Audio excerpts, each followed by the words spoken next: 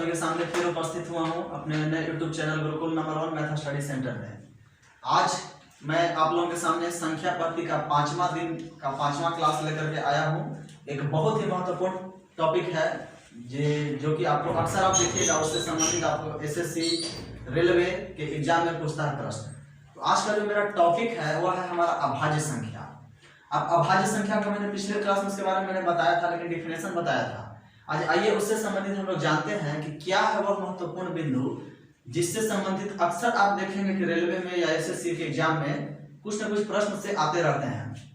तो आइए जानते हैं बिना देर किए हुए है कि आज का जो महत्वपूर्ण टॉपिक है उससे संबंधित क्या क्या महत्वपूर्ण बातें हैं उसकी हम लोग समझने की कोशिश करते हैं। तो सबसे पहले आप देखिए, मैंने सारा चीज इस पर मैंने एक्सप्लेनेशन करके सब कुछ लिख दिया है, हमको कुछ करने की आवश्यकता है नहीं, बस आप लोगों को समझाना है। मैंने हेडिंग भी दे दिया है, अभाज्य संख्याओं से संबंधित वैसे महत्वपूर्ण तथ्य जिनसे अक्सर रेलवे और एसएससी में प्रश्न पूछे जाते हैं। तो आप देखेंगे कि यहाँ पर आप देख रहे होंगे कि मैंने लिख दिया पहले ही कि क्या है वह महत्वपूर्ण बिंदु। तो आइए सबसे पहले देखिए, आपको पिछला क्लास में मैंने बताया था परिभाषा। तो परिभाषा मैंने बताया था अभाज्य संख्या का कि एक और स्वयं के अलावे जो किसी से न कटे या कम से कम उसका बस दो ही हो, गुणनखंड हो, यानी अपना स्वयं हो और एक हो। तो मैंने परिभाषा बता दिया था, लेकिन संक्षेप में मैं आपको यहाँ पर लिख दिया हूँ। तो परिभाषा आपको मालूम है कि एक और स्वयं के अलावा जो किसी से न कटे। इसके बाद आप देखिए, अगर हम 1 से लेकर 100 तक की सभी अभाज्य संख्या को अगर हम देखना चाहें तो मेरा क्या क्या है वह संख्या 100 बता रहे हैं आपको। आप शुरू से देखिए, 2, 3, 5, 7, 11, 13, 17, 19, 23, 29, 31, 37, 41, 43, 47, 53, 59, 61, 67, 71, 73, 79, 83, 97। आप यहां से 1 से लेकर 100 तक में पूरा अभाज्य संख्या यह है।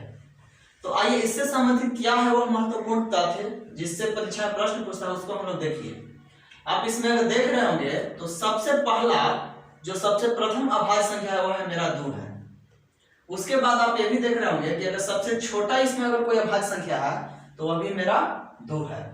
इसके बाद भी अगर आप देख रहे होंगे कि 2 एक ऐसा अभाज्य संख्या है जो छोटा भी है, पहला भी है और सम भी है। तो आप कह सकते हैं कि सबसे छोटा सम अभाज्य संख्या 2। इसके बाद आप देखिए, कभी कभी ये भी पूछता है परीक्षा में प्रश्न कि 1 से 100 तक कुल कितने अभाज्य संख्या होते हैं। तो आप अगर इसको काउंटिंग कीजिए तो आपको पता चलेगा कि 1, 2, 3, 4, 5, 6, 7, 8, 9, 10, 11, 12, 13, 14, 15, 16, 17, 18, 19, 20, 21, 22, 23, 24, 25। तो सबसे 1 से 100 तक कुल अभाज्य संख्या की संख्या आपका कितना है तो 25 है। तो अगर हम इसको हाफ हाफ करके अगर याद करना चाहेंगे कि 50 तक में कुल कितने अभाज्य संख्या और 51 से लेकर 100 तक में कुल कितने अभाज्य संख्या, तो मैं 50 तक अगर आप यहाँ गिनिएगा यहाँ तक 47 तक, तो देखिए 1, 2, 3, 4, 5, 6, 7, 8, 9, 10, 11, 12, 13, 14, 15। यानी हम कह सकते हैं कि 1 से 50 तक कुल अभाज्य संख्या की संख्या 15। तो बाकी आप अगर टोटल 25 में से 15 जो घटेगा वह मेरा 51 से 100 तक कुल अभाज्य संख्या की संख्या होगी। तो 25 में से 15 गया तो मेरा 10। तो ये 6 महत्वपूर्ण बिंदु, कभी कभी इससे संबंधित छोटा छोटा रेलवे का ग्रुप डी के एग्जाम में भी प्रश्न पूछता है। तो आपको इसको ध्यान में एकदम निश्चित तौर पर आपको रखना है कि ये है मेरा महत्वपूर्ण बिंदु। इसके बाद आप देखिए, अगर हम अभाज्य संख्या का एक प्रारूप या रूपरेखा को अगर हम देखना चाहें तो किस पैटर्न को अगर फॉलो करता है तो हम देखते हैं कि यह अभाज्य संख्या जो है वह मेरा 6k + -1 के रूप को फॉलो करता है, जहां की आपका k का मान होना चाहिए 1, 2, 3, 4, कोई भी आप अगर रख के देख सकते हैं। लगभग यह पालन करता है, कुछ कोई संख्या ऐसा आता है जो नहीं हो सकता है, लेकिन जनरली यह पालन करता है। जैसे मैंने इधर रख भी दिया है कि अगर k का मान हम 1 से लेकर 7 तक मैंने रखा है, k का मान मैं अगर 1 रखूंगा यहाँ पर तो 6k + -1 यानी कि 6 गुना k 6 और माइनस करेंगे तो 5 होगा और प्लस करेंगे तो 7 होगा। उसके बाद 2 अगर हम रखते हैं तो 6 गुना 2 12, 12 में से 1 घटेगा तो 11 और 12 में 1 जोड़ेंगे तो 13, यानी कि 11 और 13। उसी प्रकार अगर हम 3 रखते हैं तो 36 की 18, 18 में से 1 गया तो 17 और 18 में 1 जुटेगा तो 19। उसी प्रकार अगर हम मान लेते हैं कि 4 अगर रखते हैं तो 6 × 24, 24 में से अगर 1 घटा देते हैं तो 23। यहाँ पर अगर 24 में 1 जोड़ेंगे तो 25 आता है, लेकिन जो अभाज्य संख्या है नहीं, लेकिन 23 मेरा है। फिर अगर हम मान लिया कि 5 अगर रखते हैं तो 6 5 30, 30 में से 1 गया तो मेरा 29, और 6 5 30, 30 में 1 अगर हम जोड़ देते हैं तो 31। अगर हम 6 रखते हैं तो 6 6 36, 36 में से 1 गया तो 35, वो मेरा नहीं होगा, लेकिन 6 6 36, 36 में 1 अगर हम जोड़ देंगे तो 37 मेरा अभाज्य संख्या होगा। और अगर उसी प्रकार अगर हम 7 रखेंगे तो 7 6 42, 42 में से 1 गया तो 41, और 7 6 42, 42 में 1 जुटेगा तो 43। यानी कि इस तरह से आप अगर k का मान 1 2 3 4 क्रम से अगर आप रखते जाइएगा तो आपको यहाँ से अभाज्य संख्या की प्राप्ति होते जाएगा। तो यानी यह जो है पैटर्न अक्सर फॉलो ही करता है अभाज्य संख्या को। तो उम्मीद करते हैं कि यहाँ तक का सारा बिंदु आपको बहुत अच्छी तरह से समझ में आया होगा। आइए एक बहुत ही महत्वपूर्ण बिंदु जो आपको एसएससी के एग्जाम में इससे संबंधित प्रश्न पूछता है, तो क्या है वो महत्वपूर्ण बिंदु देखिए। अगर आपको कभी कहा दे कि 100 से ऊपर अभाज्य संख्याओं का पता कीजिए, कि अगर कोई 100 से ऊपर अगर आपको देता है, जैसे 101, 102, 3, 4 कुछ भी देता है, तो आप कैसे उसको अभाज्य संख्या है या नहीं यह पता करने के लिए आपको एसएससी के एग्जाम में कोई प्रश्न पूछता है। तो देखिए सबसे पहले मैं जो लिख दिया हूं प्रमुख बिंदु, आप इसका ध्यान जरूर आपको रखना है कि सबसे पहला कम से कम आपको 1 से 50 तक के वर्गों को जरूर याद रखना है। इसका मैंने पिछला वीडियो में बताया होगा शायद आपको, अगर नहीं बताया तो आपको इसको याद रखना है।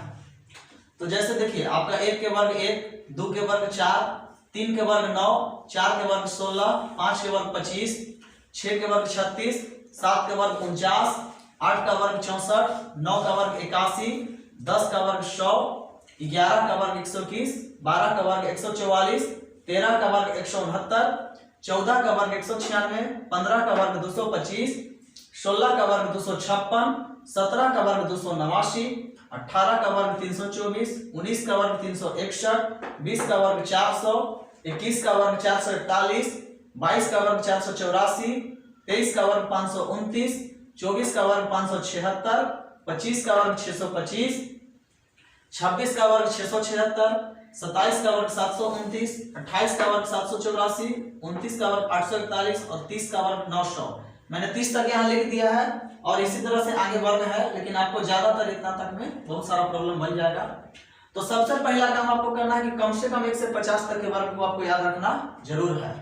दूसरा बात, जो दूसरा महत्वपूर्ण बिंदु है कि जिस संख्या के बारे में यह पता करना हो कि वह अभाज्य संख्या है या नहीं, तो वहां पर आपको ऐसी संख्या आपको लेना है कि जिसका वर्ग उस संख्या से तुरंत बड़ा हो।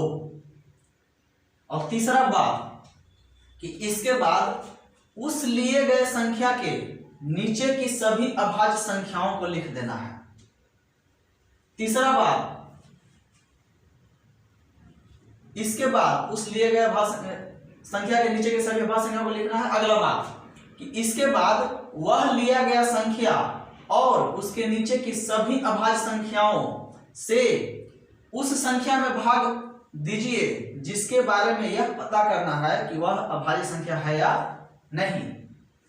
चौथा, अगर 5वां पॉइंट, बारी बारी से भाग देने के बाद अगर वह संख्या किसी से भी कट जाती है तो वह अभाज्य संख्या नहीं होगा, और अगर किसी से भी नहीं कटती है तो वह निश्चित तौर पर अभाज्य संख्या होगी।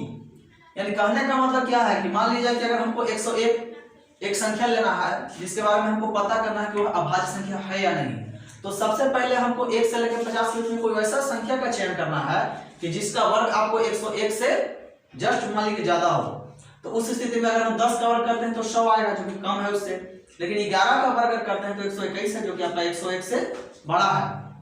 उसके बाद अगला बिंदु में कहा गया है कि फिर वह संख्या जो लिए हम उसका वर्ग उसको और उसके नीचे की सारी अभाज्य संख्या को लेना है। जैसे मान लीजिए 11 का वर्ग 101 से ज्यादा हुआ तो 11 और 11 के नीचे का सारा अभाज्य संख्या, जैसे आप कह सकते हैं 11 का नीचे हो गया आपका 7, फिर आप कह सकते हैं 5, फिर कह सकते हैं 3 और फिर कहते हैं सकते हैं 2, यानी कि 2, 3, 5, 7 और 11 ये मैंने सारा संख्या हो गया।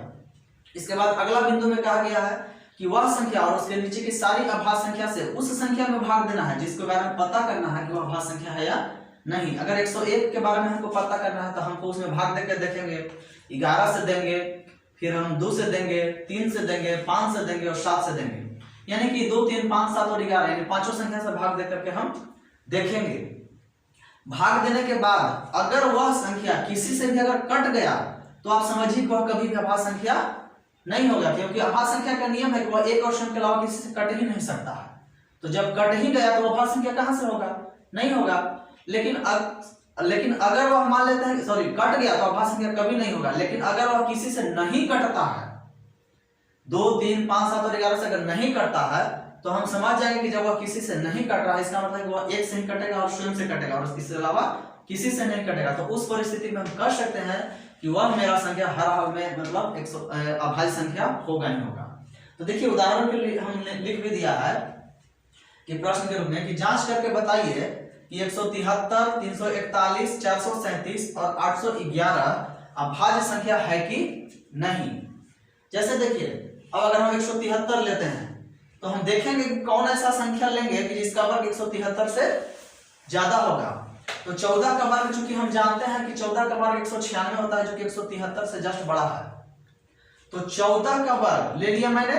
अब यहां से क्या करेंगे कि 14 का नीचे का अभाज्य संख्या और 14 ये सब लेंगे। जैसे 14 के नीचे का अभाज्य संख्या आपको हो जाएगा 13, 11, 7, 5, 3, 2 और 14 एक स्वयं आपको लेना है। और उसके बाद हम देखेंगे कि 14, 13, 11, 7, 5, 3, 2 में से यह किससे कट रहा है कि नहीं कट रहा है। तो 173 में अगर हम 14 से भाग देंगे तो नहीं कटेगा। 13 से भाग देकर देख रहे हैं तो ये भी नहीं कट रहा है। 11 से भाग देकर देखे हैं तो ये भी नहीं कटता है। 7 से भी आपको नहीं कटा, 5 से भी नहीं कटा, 3 से भी नहीं कट रहा है और 2 से भी नहीं कट रहा है। मैंने कटपुट का चिन्ह भी लिख दिया है कि यह नहीं कट रहा है। तो जब यह किसी से नहीं कट रहा है तो हम निश्चित तौर पर कह सकते हैं कि 173 में चूंकि किसी से नहीं कटा तो यह निश्चित है कि मेरा 173 एक अभाज्य संख्या है। उसी प्रकार अगर हम लेते हैं 341 तो 341 हम देख रहे हैं कि 341 जो आपका देखिए 19 का वर्ग 361 जो है 341 से बड़ा है। तो हम यहाँ पर 19 का वर्ग के नीचे वाला 19 का नीचे का सारा अभाज्य संख्या लेंगे। जैसे 19 का नीचे हमारा आ जाएगा 17, 13, 11, 7, 5, 3 और 2।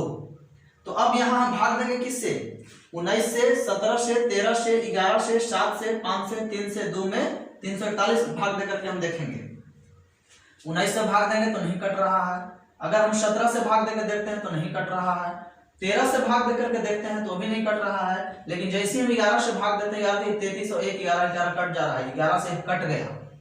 उसके बाद 7 से नहीं कट रहा है, 5 से नहीं कट रहा है, 3 से भी नहीं कट रहा है, 2 से भी कट, लेकिन 11 से तो कट रहा है। तो अगर आपको 11 से कट गया यानी कम से कम 1 से कट गया, इसका मतलब है कि यह जो हमारा 341 है वह 1 से भी कटेगा, 341 से भी कटेगा और 11 से भी कट रहा है। तो यह जब कट गया 3 गो से तो यह कभी भी अभाज्य संख्या नहीं होगा, क्योंकि उसका नियम है कि 2 ही से कटना चाहिए। तो इसलिए आपका 341 एक अभाज्य संख्या नहीं है। आइए हम देखते हैं 437 के लिए। 437 के लिए अगर हम देखते हैं तो 437 को हम देखते हैं कि यह जो मेरा है 21 का वर्ग होता है 441 जो कि 437 से बड़ा है। तो यहाँ 21 का वर्ग है 437 से बड़ा। तो अब 21 का नीचे का सारा अभाज्य संख्या हम लेंगे। तो 21 के नीचे का अभाज्य संख्या आपका है 19, 17, 13, 11, 7, 5, 3 और 2। तो अब यहाँ भाग किससे दिया गया इसमें, 21 से, 19 से, 17 से, 13 से, 11 से, 7 से, 5 से, 3 से और 2 से। तो बारी बारी से यहाँ भाग देकर के देखेंगे। यहाँ हम देख रहे हैं 21 से भाग दे रहे हैं, नहीं कट रहा है। 19 से अगर हम भाग देकर के देखते हैं तो यहाँ 19 से यह कट जा रहा है। 19 दूनी 38 और 5 19 किया 57, 19 से यह कट गया। लेकिन इसके बाद वह किसी से नहीं कटेगा, 17 से भी नहीं कटेगा, 13 से भी नहीं कटेगा, 11 से भी नहीं कटेगा, 7 से भी नहीं कटेगा, 5 से, 3 से, 2 से, किसी से नहीं कट रहा। लेकिन यहाँ पर 19 से तो यह कट गया।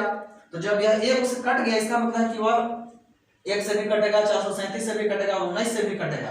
तो जब यह 3 गो से कट गया तो इसका मतलब है कि यह अभाज्य संख्या नहीं है। तो इसलिए 437 एक अभाज्य संख्या नहीं है। आइए देखते हैं लास्ट प्रॉब्लम कि 811 को हम चेक करते हैं यह मेरा अभाज्य संख्या है या नहीं। तो 811 के लिए आप अगर यहाँ देखेंगे तो 29 का वर्ग है 841 जो कि आपका 811 से जस्ट बड़ा है, क्योंकि इसके बाद वाला वर्ग 30 के वर्ग है 900 हो जा रहा है। तो यहाँ देखिए अब 29 के नीचे का सारा आभाज्य संख्या हम लेंगे। तो 29 के नीचे वाला आभाज्य संख्या आपका है 23, 19, 17, 13, 11, 7, 5, 3, 2। तो 29 के नीचे इतना सारा आभाज्य संख्या है। तो अब इसमें हम भाग देंगे 811 से, किस में? 29 से, 23 से, 19 से, 17 से, 13 से, 11 से, 7 से, 5 से, 3 से और 2 से। अब यहाँ भाग देने के बाद हम देखते हैं कि ना तो यह संख्या 29 से कट रहा है, ना 23 से कट रहा है, ना 19 से कट रहा है, ना 17 से कट रहा है, ना 13 से कट रहा है, ना 11 से कट रहा है, ना 7 से कट रहा है, ना 5 से कट रहा है, ना 3 से कट रहा है, और ना ही 2 से कट रहा है। तो जब 811 मेरा ऐसा संख्या आ गया कि वह किसी से नहीं कटेगा, तो इसका मतलब हम कह सकते हैं कि 811 ऐसा संख्या है जो वह एक और स्वयं से ही कटेगा और किसी से नहीं कटेगा। तो जब वह संख्या एक और स्वयं से सिर्फ कट रहा है, किसी से नहीं कट रहा है, तो हम अभाज्य संख्या के परिभाषा के हिसाब से इसको कह सकते हैं कि 811 मेरा एक अभाज्य संख्या है। और ध्यान रखिएगा दोस्तों, ऐसा प्रश्न आपको एसएससी के एग्जाम में पूछता है, इसलिए आप इसको हल्का में मत लीजिएगा। ये बहुत ही महत्वपूर्ण टॉपिक है। मैंने एकदम स्टेप बाय स्टेप सारा पॉइंट को लिख दिया है। आप जब भी इस वीडियो को देखें तो एकदम बढ़िया से देखें, बहुत अच्छा से पॉइंट को देखें। अगर कहीं आपको समझ में नहीं आता है तो आप कमेंट भी कीजिए।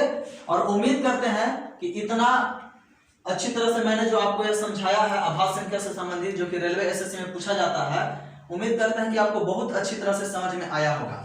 तो जिन दोस्तों को अगर मेरा यह वीडियो आज पसंद आया होगा तो कृपया करके इस टॉपिक से संबंधित वीडियो के लिए लाइक आप जरूर कीजिए, दोस्तों तक शेयर कीजिए। अगर आप चैनल पर नए हैं तो चैनल को सब्सक्राइब कीजिए, अधिक से अधिक लोगों तक प्रमोट कीजिए और अधिक से अधिक लोगों को जोड़िए, ताकि सब लोग यहाँ से जुड़े और उनको मैं बहुत ही बेसिक माध्यम से जो आपको कंपटीशन के एग्जाम से संबंधित जितने भी टॉपिक आएंगे स्टेप बाय स्टेप मैं बहुत बेसिक से लेकर के आपको चलूंगा और धीरे धीरे जाएंगे और आपको आने वाले समय बहुत अच्छे अच्छे मैंने पॉइंट तक हम पहुंचाएंगे। और उम्मीद करते हैं कि आपको अच्छा से समझ में आया होगा। तो चलिए, तब तक के लिए मिलते हैं अगले वीडियो में एक नए टॉपिक के साथ। तब तक के लिए धन्यवाद।